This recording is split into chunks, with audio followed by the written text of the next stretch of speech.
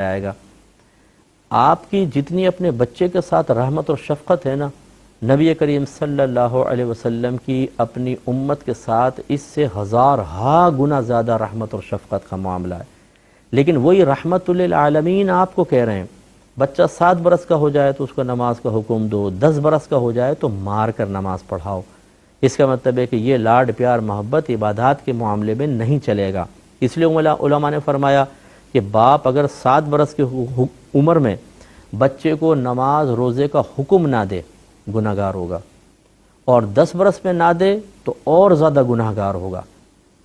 اچھا فرض کر لیں والد صاحب کہتے ہیں بیٹا نماز پڑھو روزہ رکھو 7 سال کے بچے کو، وہ نہیں رکھتا، 10 برس کا ہو جائے سختی سے کہتے ہیں تب بھی نہیں رکھتا، تو بچہ تو گناہ گار نہیں ہے، کیونکہ وہ تو مکلف نہیں ہوا۔ یہ تو شریعت نے، نبی کریم صلی اللہ علیہ وسلم نے اس کو بلوغت سے پہلے فرائض کا عادی بنانے کے لیے ارشاد فرمایا تھا، لہذا وہ گناہ گار نہیں ہے۔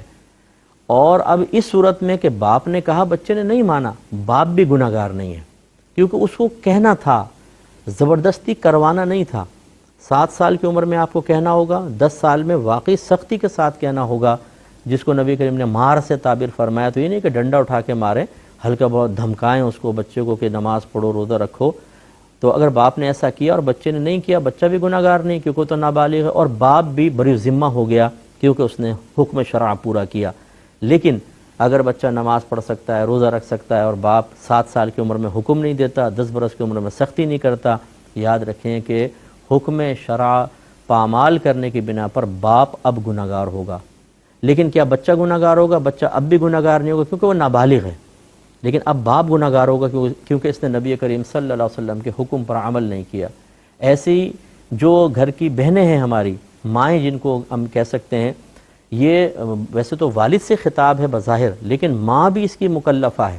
کلکم راعٍ وکلکم مسئول عن رعیتہ، تم میں سے ہر شخص نگہبان ہے، اس سے اس کی رعایا کے بارے میں کویسچن ہوگا۔ تو شوہر سے بیوی بچوں کے بارے میں سوال ہوگا، تو پھر ماں سے اس کے بچوں کے بارے میں کویسچن ہوگا۔ اس لیے یہ حکم شرع پھر ماں کی طرف بھی متوجہ ہے۔ یہ نہیں کہ باپ کہہ رہا ہے تو ماں ڈھال بن جائے، ارے بھائی تم روزہ رکھ لو، ابھی تو چھوٹی عمر ہے میرے بچے کی، اتنا چھوٹا سا بچہ دیکھو کتنا سا منہ نکل آیا ایک روزہ رکھ کر۔ ارے بھائی منہ نکل آیا تو اگر روزہ نہ رکھ کے منہ اتنا بڑا ہو جاتا، نہ نکلتا تو کون سا کمال ہو جاتا، اور اتنا سا ہو گیا تو کون سا دنیا اور آخرت کا نقصان ہو گیا۔ روزے سے تو صحت ملتی ہے۔ یہ بچہ کل عبادات کا عادی بنے گا تو آپ کی بھی دنیا اور آخرت بہتر ہوگی اور اس کی بھی ہوگی۔ اور آج لاڈ پیار میں آپ نے منہ اتنے کے بجائے اتنا بڑا کر دیا، اس کا جسم اتنا بڑا کر دیا، لیکن خدا نخواستہ بالغ ہونے کے بعد وہ بے نمازی ہو گیا، روزوں سے بھاگا، آپ نے اس کو چونکہ فرائض کا عادی نہیں بنایا، راہ فرار اختیار کرنے کی عادت ہو گئی اور اسی حالت میں مر گیا۔ یہی اولاد ہوگی جو قبر میں آپ کو بد دعائیں دے رہی ہوگی کہ میرے ماں باپ نے میرا بیڑا غرق کر دیا۔ جب اس کو عذاب قبر ہو رہا ہوگا نا شدید قسم کا، پھر آپ کی مشقتیں کہاں گئی؟ اب اس کے منہ کا اتنا موٹا ہونا نے کیا نفع دیا، اور اگر وہ رکھ لیتا تو اتنے سے منہ سے اس کو کتنا نفع ہوتا قبر کے اندر۔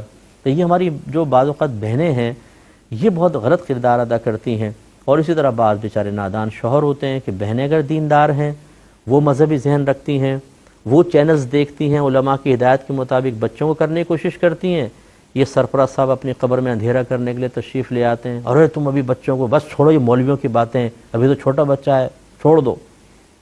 آخرت میں انجام خطرناک ہو سکتا ہے۔ اللہ تعالیٰ عمل کی توفیق عطا فرمائے، آمین۔ وآخر دعوانا ان الحمد للہ رب العالمین۔